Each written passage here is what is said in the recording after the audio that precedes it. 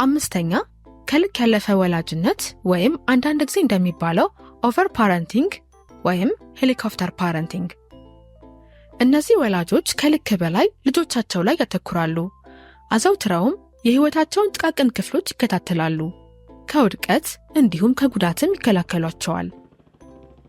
ልጆቻቸው ማንኛውንም ችግር እንዲፈቱ እንዲሁም እጅግ ቀላል ነገሮችን ጨምሮ በማንኛውም ነገር ላይ ለመርዳት ይገኛሉ። ልጆቻቸው የራሳቸውን ውሳኔ እንዲወስኑ ከመተው ይልቅ ወላጆች ያለማቋረጥ ይከታተሏቸዋል። ሁሉንም ችግሮቻቸውን ይፈታሉ፣ ከተስፋ መቁረጥ ይከላከሏቸዋል፣ እንዲሁም ሁሉንም ውሳኔዎቻቸውን ይወስኑላቸዋል። አንዳንድ ጊዜ የእነሱ ተሳታፊነት የልጆቹ ራስ የመቻል ሁኔታ ላይ ከፍተኛ እክል ይፈጥራል፣ እንዲሁም በልጆቹ የስነ ልቦና እድገት ላይ ጣልቃ ይገባል። ከልክ በላይ የወላጅነት ምሳሌዎች በጥቂቱ የሚከተሉት ናቸው። አንደኛ፣ የልጆችን የቤት ስራ እንዲሁም የትምህርት ፕሮጀክቶችን መስራት።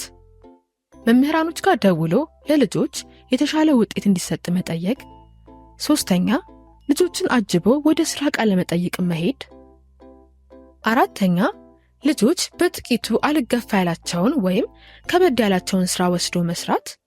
አምስተኛ፣ የልጆችን እንቅስቃሴ ማቀድና እያንዳንዷን ጥቃቅን ነገር ማስተዳደር ወይም መከወን። ስድስተኛ፣ ሁሉም ልጆች በውድድር ላይ ሽልማት እንዲያገኙ መጠየቅ። ከልክ በላይ ወላጅነት ወደ ስራ ስፍራን በመስለቅ ወላጆች የስራ ማሳያ አውደ ርዕዮች ላይ በልጆቻቸው ፋንታ መገኘት፣ ስለ ስራ አፈጻጸም ግምገማ ቅሬታ ለማቅረብ ለድርጅቶች መደወል። በዚህ ብቻ ሳያበቃ ለልጆቻቸው ደሞዝ ለመደራደር እስከ መሞከር ያሉ ባህሪያቶችን ያመጣል። ምንም እንኳን ጥቅሞች ቢኖሩትም ይህ የአስተዳደግ ወይም የወላጅነት ዘይቤ የልጆችን እድገትና የመማር ሂደት ሊገታ ይችላል። ወደፊትም የልጆች ራስን የመቻል ችግሮችን የመፍታት ሁኔታ ላይ ችግር የሚፈጥር ሲሆን ደካማ የማህበራዊ ክህሎት፣ መጠኑ የጨመረ ጭንቀትና ውጥረት እንዲሁም የይገባኛል ስሜትና አፍቅሮተ ራስ ወይም ከልክ ያለፈ ራስ ወዳድነትን ይፈጥራል።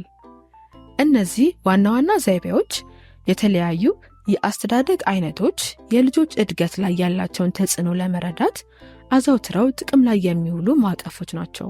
ስለ ዛሬው ርዕሳችን ምን እንደምታስቡ አሳውቁን።